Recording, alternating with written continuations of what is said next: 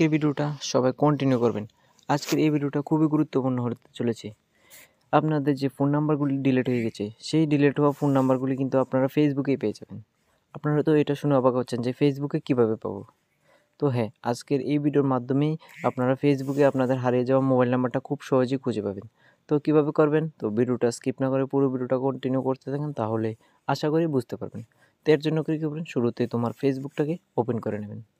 Open করার পর three dot মেনুতে এখান থেকে ক্লিক করে দেবেন। তারপর যে সেটিংসের যে লোগো আইকন আছে, সেটিংসের লোগো আইকনের উপরে ট্যাপ দিয়ে দেবেন। তারপর এখান থেকে একটা লেখা আছে যে পার্সোনাল ডিটেলস, এখান থেকে কি করবেন?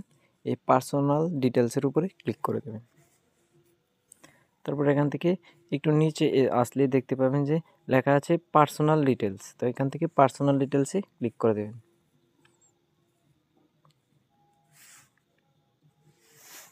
সরি, পার্সোনাল ডিটেলস না, এখানে হবে ইউর ইনফরমেশন অ্যান্ড পারমিশন, এটার উপরে ক্লিক করে দেবেন।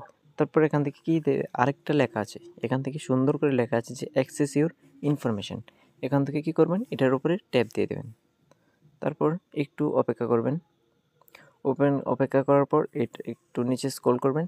নিচে স্ক্রল করার পর দেখতে পাবেন যে এখানে লেখা আছে যে পার্সোনাল ইনফরমেশন, তো এখান থেকে পার্সোনাল ইনফরমেশনের উপরে ক্লিক দিয়ে দেবেন।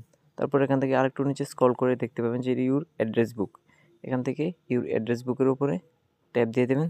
তারপর যে নাম্বারগুলি আছে এই দেখতে পাচ্ছেন, সব নাম্বারগুলি কিন্তু যত নাম্বারগুলি ফেসবুক চলাকালীন যে নাম্বারগুলি ডিলিট হয়েছে, সে মানে ফেসবুকটা যতদিন থেকে ব্যবহার করেছেন ততদিন থেকে যে নাম্বারগুলি এখানে ডিলিট করেছেন তা কিন্তু অটোমেটিক্যালি এখানে শো হচ্ছে। এখন কথা হচ্ছে এখানে কিন্তু কিছু নাম্বার দেখা গেছে, এখান থেকে পুরো নাম্বারটা কীভাবে করবেন?